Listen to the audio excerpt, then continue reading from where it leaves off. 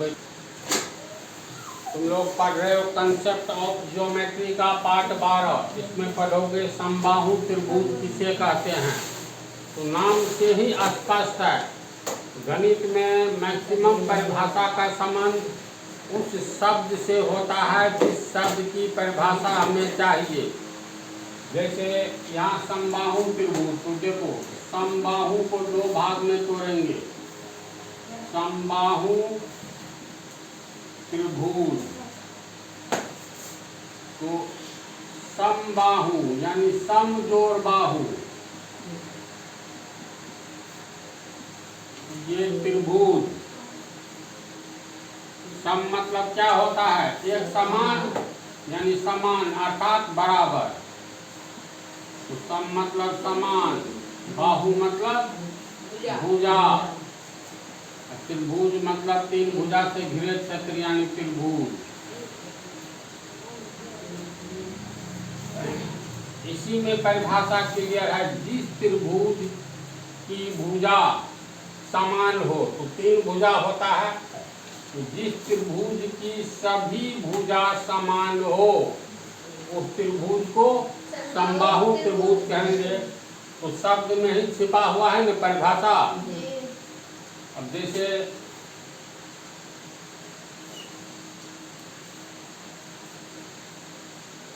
ये मान लो ABC एक त्रिभुज है। अगर ये AB है 5 सेंटीमीटर, तो समान भुजा वाला त्रिभुज, देखो ऐसे पढ़ो, समान भुजा वाला त्रिभुज समबाहु त्रिभुज कहलाता है। तो समान भुजा का मतलब एक हुआ 5 सेंटीमीटर, तो सब होगा 5 सेंटीमीटर, समझा। कोई भी त्रिभुज बनाओ, सब भुजा समान होना चाहिए, चित्र में दिखना भी चाहिए।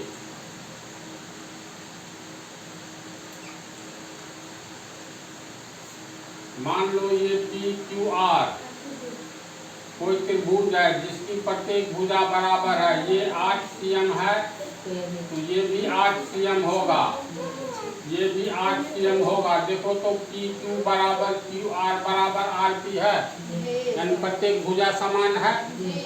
तो शब्द से ही परिभाषा स्पष्ट है, समबाहु यानी समान भुजा वाला त्रिभुज समबाहु त्रिभुज कहलाएगा। परिभाषा और उदाहरण उतार लो। इसके बाद दूसरी परिभाषा देखो। दूसरी परिभाषा इसकी है, जैसे इसे पिछले पाठ में पढ़े समबाहु त्रिभुज में, समद्विबाहु त्रिभुज में तुम लोगों को बतलाए, समान कोण के सामने की भुजा समान होती है या समान भुजा के सामने वाला कोण समान होता है। समद्विबाहु त्रिभुज में बतलाए थे। तो इसमें जैसे मान लो तीनों भुजा समान तो रहता ही है। ये ABC एक ऐसा त्रिभुज है जिसका प्रत्येक भुजा समान है। ये 10 cm है, तो प्रत्येक 10 cm ही होगा, क्योंकि तीनों भुजा समान है तो समबाहु त्रिभुज हो गया। फिर तो BC को भुला जाओ। ये AC समान भुजा है, ये भी 10 सेंटीमीटर, ये भी 10 सेंटीमीटर है ना। तो समान भुजा के सामने का कोण AB 10 सेंटीमीटर है, तो यहाँ खड़ा हो जाओ, सामने में कोण C नजर आएगा।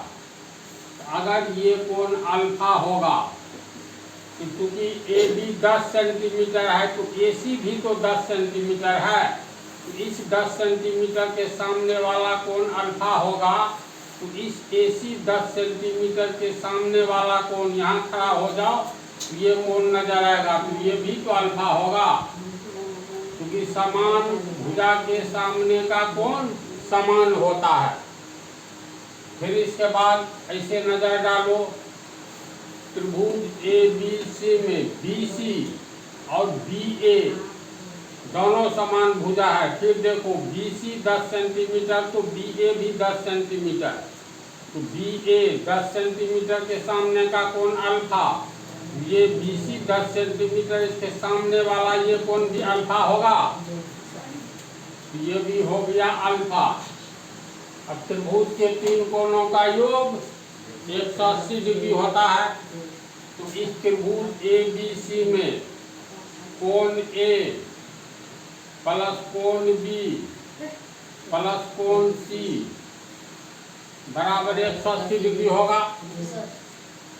तो तीनों कोण का मान बैठाओ। कोण A का हो गया अल्फा, B का भी अल्फा, C का भी अल्फा बराबर 180 डिग्री। 1 2 3 तीन ठो अल्फा है तो 3 अल्फा बराबर 180 डिग्री। इसीलिए अल्फा बराबर गुना है, इसीलिए 3 बराबर के आगे नीचे आएगा। 180 डिग्री बटा 3 काटोगे तो 60 डिग्री, इसीलिए अल्फा बराबर 60 डिग्री। यानी प्रत्येक कोण ये भी 60, ये भी 60, ये भी 60 डिग्री होगा। इसका अर्थ है जिस त्रिभुज का प्रत्येक कोण समान होता है, जिस त्रिभुज का प्रत्येक कोण समान होता है, उस त्रिभुज को हम लोग समबाहु त्रिभुज कहते हैं। अब प्रत्येक कोण समान होता है तो कितना होता है? 60 डिग्री, 60 डिग्री, 60 डिग्री। यानी जिस त्रिभुज का प्रत्येक कोण 60 डिग्री का हो या समान हो, उस त्रिभुज को समबाहु त्रिभुज कहेंगे। समझ गया? इतनी बातों को उतार लो। अल्फा बराबर 60 डिग्री कैसे होगा तो ये भी बतला दिए। यानी निष्कर्ष यह है जिस त्रिभुज का प्रत्येक कोण समान हो या 60 डिग्री का हो, उसे हम लोग समबाहु त्रिभुज कहते हैं।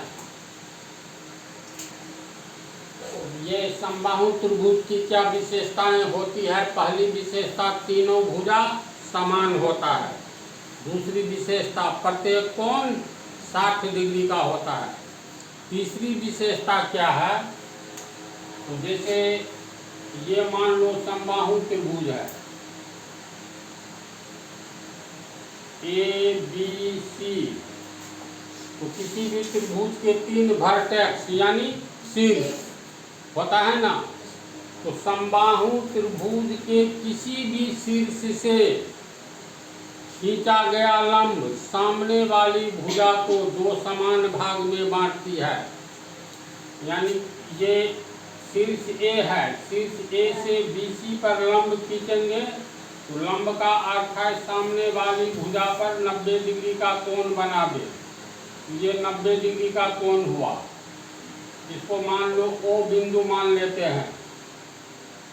तो ये BC भुजा, जैसे मान लो ये प्रत्येक भुजा समबाहु त्रिभुज है, 10 सेंटीमीटर है, तो एक भुजा तो सब भुजा 10 सेंटीमीटर होगा, BC भी 10 सेंटीमीटर होगा।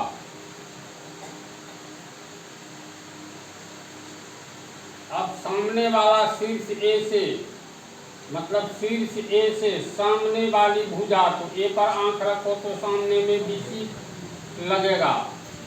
तो बिंदु A से, शीर्ष A से सामने वाली भुजा BC पर लंब खींचेंगे तो ये सामने वाली भुजा 2 समान भाग में विभाजित हो जाएगी।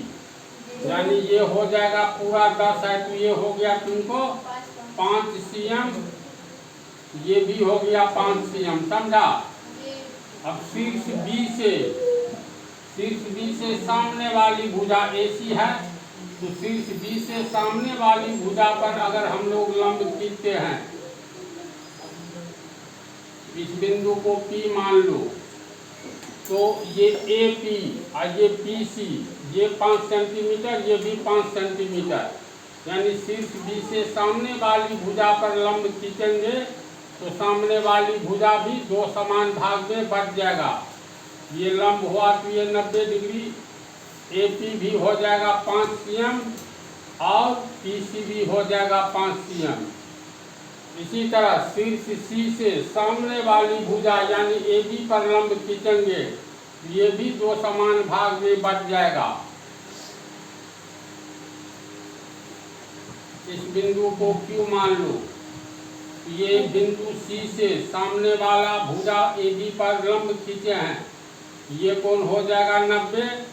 ये QB ये 5 सेंटीमीटर और QA भी 5 सेंटीमीटर होगा।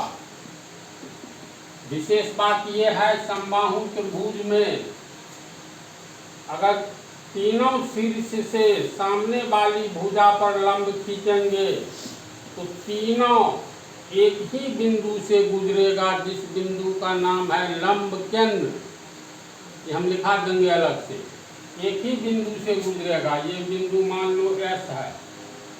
तो तीसरी विशेषता क्या हो गई, समबाहु त्रिभुज के किसी भी शीर्ष से सामने वाली भुजा पर खींचा गया लंब उस भुजा को दो समान भाग में विभाजित करता है। समझा? ये तीन विशेषता लिख लो। इसके बाद जो है, जैसे इसमें त्रिभुज ये समाप्त हो रहा है, लेकिन क्षेत्रफल हम बतलाएंगे अगले पाठ में। त्रिभुज का क्षेत्रफल कितना होता है, साबित करें कि समबाहु त्रिभुज का क्षेत्रफल √3/4 गुने भुजा स्क्वायर होता है। ये कैसे होता है अगले पाठ में बतलाएंगे।